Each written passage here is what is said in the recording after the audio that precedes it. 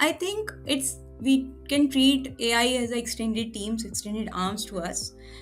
The biggest project which we're looking forward and working towards in AI is the content enhancement, right? With when Google yesterday has sent the core update around content, right, which says that the content has to be useful and should not be duplicated and should be real and human content.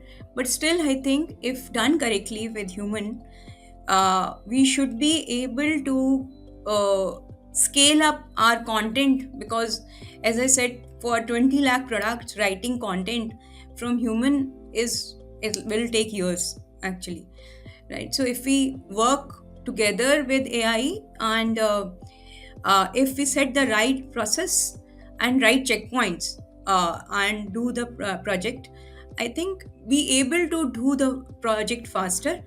And that should that's the way we are thinking to actually leverage AI in right now. And the second will be doing similar thing for image as well.